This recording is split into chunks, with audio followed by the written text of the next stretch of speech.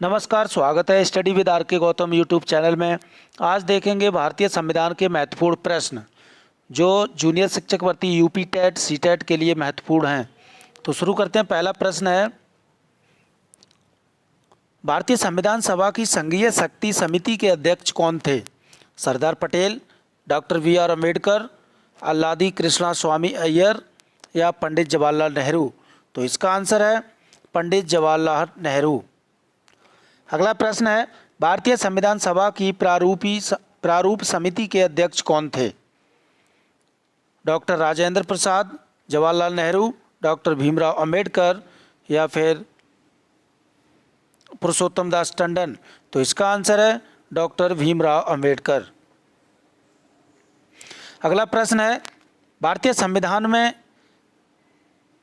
संविधान सभा में सभी निर्णय किस आधार पर लिए गए हैं? एकता और अखंडता पर या बहुमत पर या सर्वसम्मति पर या फिर सहमति और समायोजना पर? तो इसका आंसर है सहमति और समायोजना पर। अगला प्रश्न है, भारतीय संविधान सभा में महिला सदस्यों की कुल संख्या कितनी थी? 10, 12, 13 या फिर 15? तो इसका आंसर है 15। अगला प्रश्न है, संविधान निर्मात्री सभा में झंडा समिति के अध्यक्ष कौन थे? जे.बी. कृपलानी, के.एम. मुंशी या डॉक्टर बी.आर. अम्बेडकर या फिर जवाहरलाल नेहरू? तो इसका आंसर है जे.बी. कृपलानी। अगला प्रश्न है, भारतीय संविधान में सम्मिलित किस भाषा के लिए 2011 तक ज्ञानपीठ पुरस्कार नहीं दिया गया? मराठी के लिए या फिर सिंधी के लिए या फिर हिंदी के लिए या गुजराती के लिए? तो इसका आंसर है सिंधी के लिए कोई पुरस्कार, ज्ञानपीठ पुरस्कार नहीं दिया गया।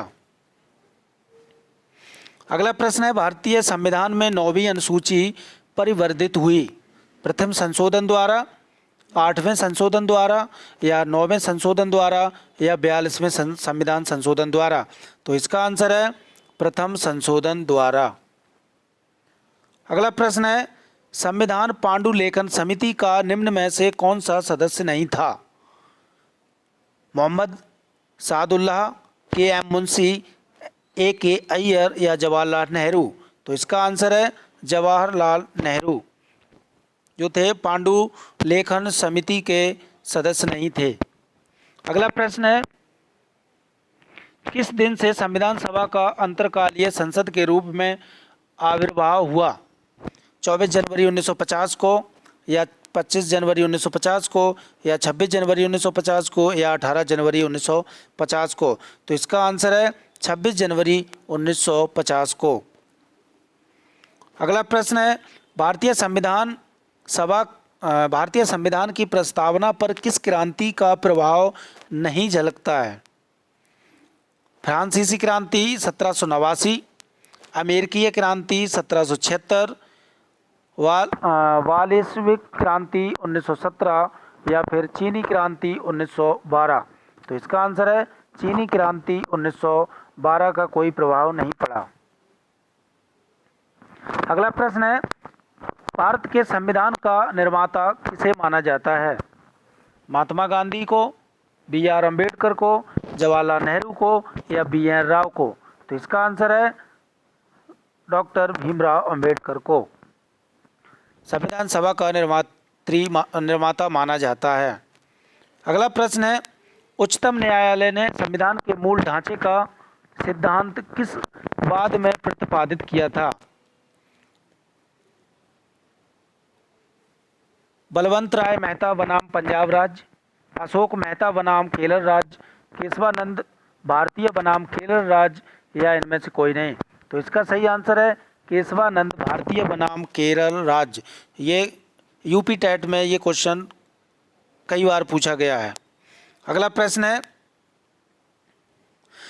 संविधान सभा के कितने उपस्थित सदस्यों ने संविधान पर हस्ताक्षर किए थे?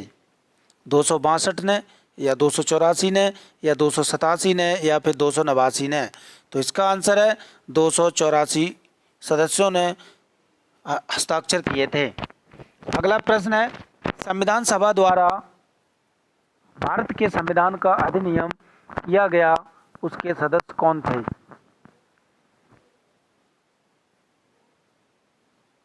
गवर्नर जनरल द्वारा नामित, या फिर राजनीतिक दलों द्वारा नामित, या विभिन्न प्रांतों की विधानसभाओं द्वारा नामित, या फिर लोगों द्वारा?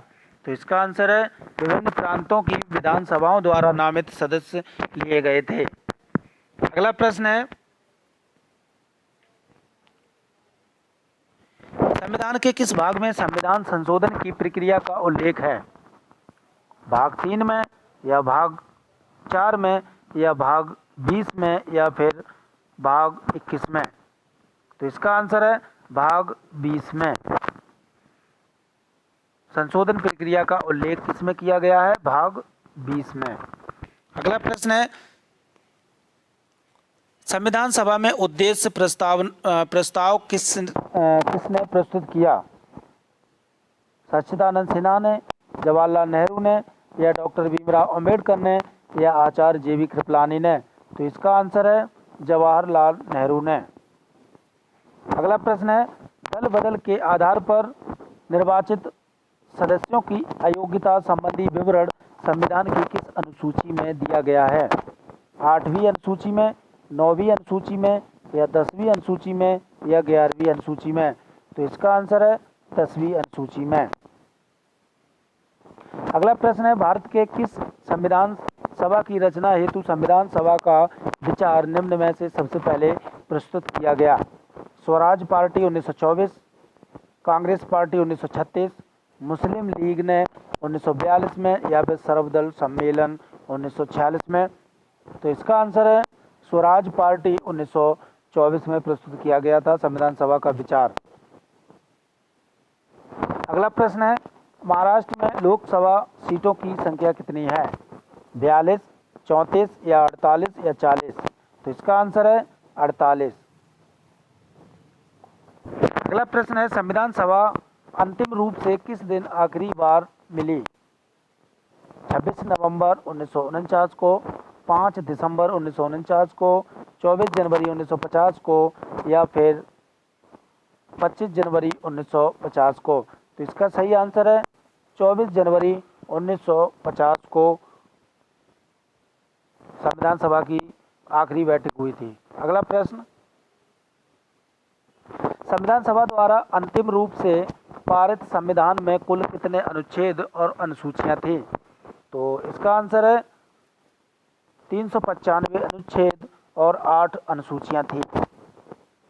अगला प्रश्न है, संविधान सभा के प्रारूप समिति में सदस्यों की कुल संख्या कितनी थी? 5, 7, 9, या 10? तो इसका आंसर है 7। अगला प्रश्न है,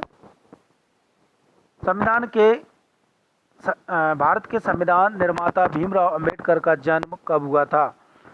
12 जनवरी, 18 फरवरी, या 14 अप्रैल, या फिर 23 जनवरी? तो इसका आंसर है 14 अप्रैल को भीमराव अंबेडकर का जन्म हुआ था, और 14 अप्रैल को भीमराव अंबेडकर जयंती मनाई जाती है। अगला प्रश्न है, संविधान की प्रारूप समिति के समक्ष प्रस्तावना का प्रस्ताव किसने रखा था? भीमराव अंबेडकर ने, या BR राव ने, या महात्मा गांधी ने, या जवाहरलाल नेहरू ने? तो इसका आंसर है जवाहरलाल नेहरू ने। अगला प्रश्न है, लोकसभा का उम्मीदवार होने के लिए न्यूनतम उम्र क्या होनी चाहिए? 25 वर्ष, 30 वर्ष, या 35 वर्ष, या 18 वर्ष? तो लोकसभा के लिए 25 वर्ष होना चाहिए। लोकसभा का उम्मीदवार होने के लिए 25 वर्ष उम्र होनी चाहिए न्यूनतम, और राज्यसभा के लिए 30 वर्ष। तो ये थे आज के महत्वपूर्ण 25 प्रश्न अच्छे लगे हो तो लाइक और सब्सक्राइब जरूर करें। Thank you.